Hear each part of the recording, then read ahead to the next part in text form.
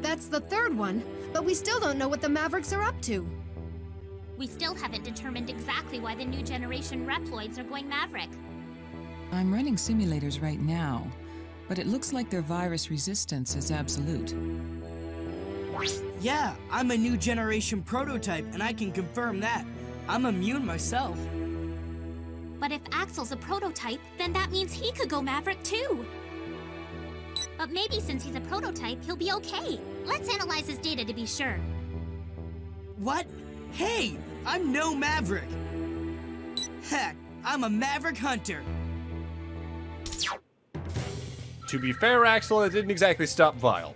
Hello everyone and welcome back to Let's Play Megaman X8. In the last part, we took out some more Mavericks and now it's time for Inferno. Investigate and stop the uprising at the disposal center. This stage can be a little rough, so I recommend either Zero or Axel or maybe both.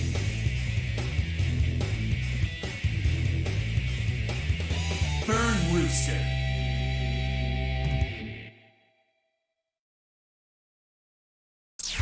Ready. This plant harnesses the heat of a volcano to incinerate garbage. It's a dangerous place, but we have no choice but to put an end to the uprising. The only reason I'm bringing in X is for the light capsule since we can get it first time. With that said, Burn Rooster stage is a little bit of a rarity in the Mega Man series period. Because not only is it an auto-scroller, which are rare enough, but it's a vertical auto-scroller, and I really can't think of another one of these. Most of the auto-scrollers tend to be horizontal ones, like the ride bike stages in X4 and 5, that one Dr. Cossack stage, Tengu Man stage, and Mega Man and Base. You don't get a lot of vertical scrolling. With that said, usual vertical scrolling rules apply. It's a bottomless pit below us until it's not. So try to keep up with the scrolling pace, and this is where having Axel can especially come in handy, because you can hover in place for a little bit in case you're not sure about a jump and wait for something to spawn below you, or you just cause a panic attack in yourself by doing stuff like that. This stage is another one I'm not the biggest fan of, but it's mostly because it's such a slow stage to play. I know that means I'm technically at, what, 3 stages I'm not the biggest fan of, but one of those is mostly depending on how early you take on the stage. I'd say on average there's usually 2 stages per X game, at least. Not the biggest fan of, though, period.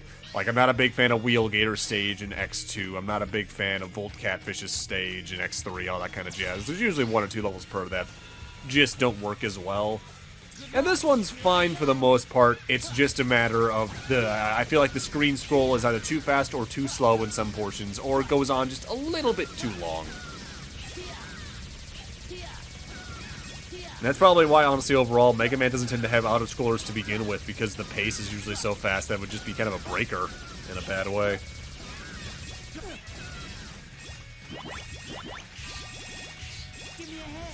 With that said, the main reason you want to bring Axel into this stage is actually technically coming up here, because just to my left right now in the level design, we'll see it right here, I think, even coming up, there is a small hole at the top of that wall. We need to get in that for one of the rare medals, but to do that, we actually need to go to the bottom of this room, then backtrack back up it, which can be a little precarious due to the amount of spike walls around here. Thankfully, this game never really has you do a real spike drop. The closest we actually have is in this stage, where you have to follow between walls that are both filled with spikes, but they don't really do the usual classic Mega Man thing of, alright, here's walls that go in and out left and right to get around with spikes. But we do have to actively climb this one, and thankfully they do place the walls in such a way that you can just wall kick left to right to get up it for the Dr. Light capsule for this stage. X. I thought something like this might happen someday, so I've prepared parts for you. Try out these foot parts H. Equip this part to gain speed and movement. Equip this new ability and board the capsule X.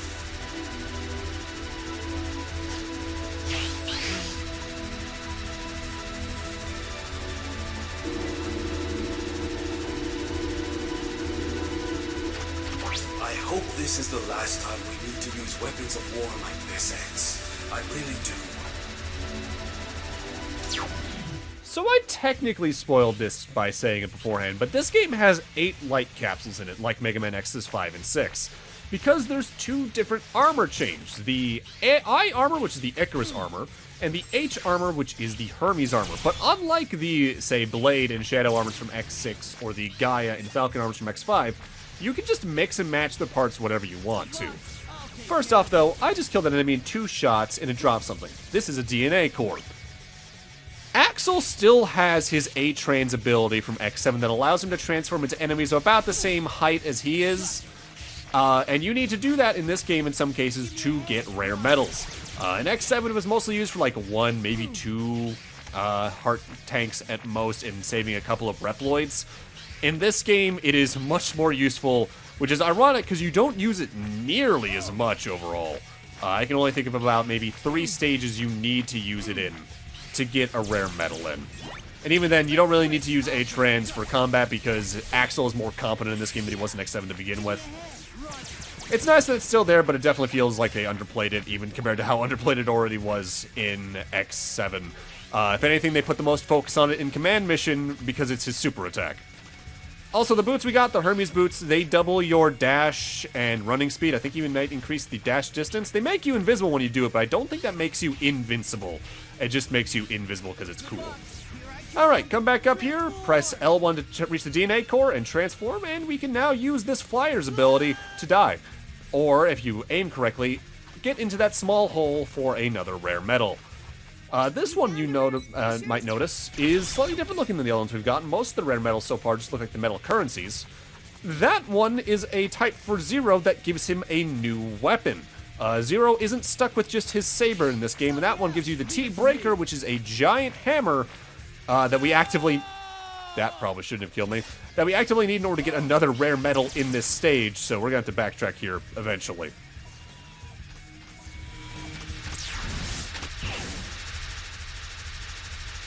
Vile! Where have you taken Lumine? Do you plan to hinder the Jacob Project? Reunited after all this time apart and all you do is bombard me with questions? Don't worry about our little Lumine. We're taking great care of him. The orbital elevator is too important to us to hurt the one who operates it. Don't you know what you're doing? The Jacob Project is an important joint venture between humans and Reploids. Chill out, X. Let's enjoy this little reunion, okay? So similar to himself alongside Bit and Byte in X3, after about your 3rd Maverick on, Vile will just start showing up randomly in the middle of stages. I feel like it's guaranteed on the 3rd and like 7th or 8th Maverick in particular, but if you just revisit stages over and over again as well, you can just fight him continuously. His attack pattern depends on which one you're fighting. This one will only use his Alpha Shot, I think, which is just 3 shots that go up and down, and you just gotta try to dodge them. He is always weak to Drift Diamond, though, so whenever you encounter him, just bring out any of the ice weapons and go ham on him. I gotta say, though, love his battle theme in these games, X8. The X8 Vile theme is probably one of my favorite songs associated with the character, period. Definitely a lot better than his theme in Maverick Hunter X, but that's because they also play that in every stage until the castle. Great. From here on in, you'll be up against a battery of lasers. Your best bet is to take advantage of containers lying around to avoid taking damage, but before we do that, we want to head up here, because this leads us to another rare medal. You do at the least need Axel to get through that comfortably, though. That rare medal there, I believe, is a weapon tank, so that's pretty important to get. There's only one of those in the game. But now it's time for another auto-scroller. Great. When it comes to X's armors, though, I'm by and large going to stick with the Icarus armor whenever I get pieces for it, as I find it to be more appealing. It's more attack-focused than the Hermes armor's more mobility-focused, but there are bonuses to having an entirety of a set equipped, and we'll talk more about that down the line. With that said, be careful of some of the crates during this vertical auto-scroller, because while some of them are the usual ones you can destroy for medals, some of them are time bombs that the moment you touch them start detonating. And those explosions, especially on hard mode, can do some hefty damage, so be careful. I feel like they probably could have just had this auto-scroller in the stage and it would have been fine, but the fact we go through this one and the one at the start of the stage just makes it feel a little redundant, I guess. Like, it's too focused on it weirdly, despite having that really nice breath of fresh air for, like, the middle of it. I don't know, it's kind of weird. Thankfully, if memory serves, we're coming up on the boss. Be careful of the lasers, by the way. They also do extremely hefty damage, but that's also just kind of the hard mode tax. The target is highly resistant to heat and has flame-based weapon systems. The key to this battle will be figuring out a way to keep the flames at bay. And we have that thanks to a drift diamond, the weakness of the boss fight. Get this, I'm going in the order I'm going for a reason. Who knew?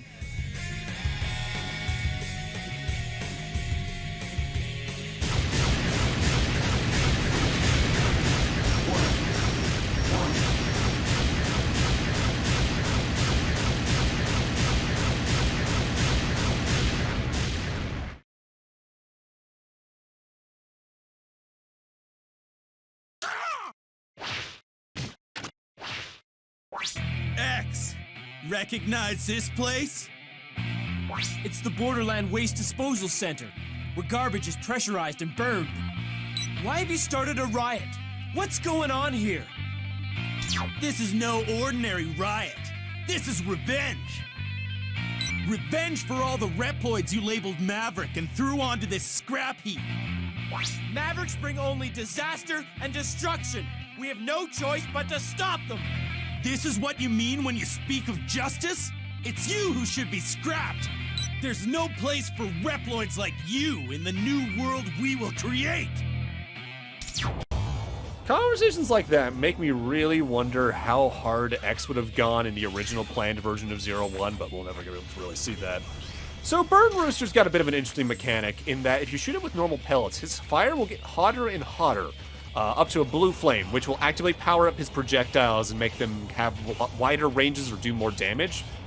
About a third of the way through his health, or a fourth I guess, he'll make the platform start raising up and down, which can actively help you in some cases, like his little flame kick wall attack can actively be stopped by hard walls.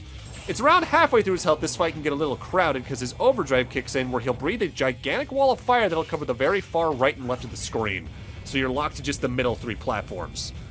Otherwise, I think he can like throw his little like bird crest at you as an attack if he's got enough fire going. He can just breathe fire, period. But as you can see, Drift Diamond does a pretty good job at nullifying his entire movement pattern and attacks. He really only gets to do the kick if you do this right. In some regards, I miss the days when enemies weren't flinched by single attacks in Mega Man, but I also realize I do kind of prefer being able to just completely nullify a boss's attack pattern. And there he goes. I should note, by the way, no matter what, a boss is forced to go through an overdrive. It's just a matter of when they first can. So even if you somehow reduce a boss's health to 1 in one move, they'll still do that animation. Emergency! Emergency! The volcano has gone out of control! Escape through the mouth of the volcano and await teleportation. So how about a third autoscroller segment, but this time we're going up.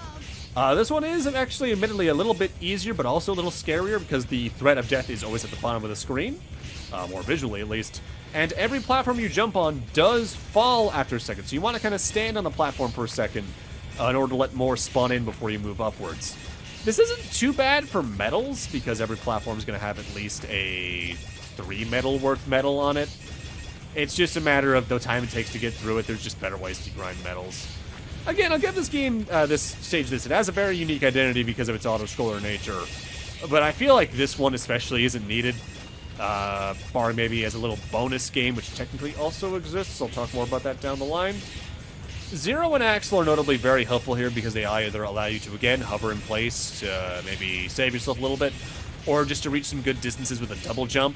But having Axel or X's air dash is also very helpful here. You'll know you're getting close to the end when you start hearing the glowing sound effect of the large medal you get at the end of every boss fight on the first time. With that said, let's talk about the weapons we're going to get this time around. Axel is going to get the Flame Burner, which is a short-range flamethrower that can stack damage up pretty quickly, but it's just not that useful to me. X is going to get the Melt Creeper, where he does a little, like, cheering animation of sorts, and he'll raise a fire wave that goes along the ground. It's kind of slow, though. And Zero gets the Enkojin, which you press down in the attack button, or the special attack button, and he does a stab downwards that lights things on fire. I think there's other things that are more worth it, but oh well. You might notice, by the way, we got an EXF there on the score screen. That happens whenever you beat a boss fight by using a team attack. I think all it does is add extra points to your ranking, which again, doesn't really do anything besides super completionism. so it doesn't really matter. And now I'm just going to buy some upgrades. I'm buying the T-Breaker for 0, because I'm especially going to need that to get the last rare medal in this stage when I go back for cleanup. But it's just good to have around. It's not a bad weapon. I think it does higher damage. It's just a lot slower. But with that, I'm going to need to end this off here. Thank you guys for watching, and in part 5, we're going to start off with, once again, another cutscene, and then head into our next Maverick stage, or 2, I think I might get 2 done, I actually can't remember, and see what happens after that. See you guys then.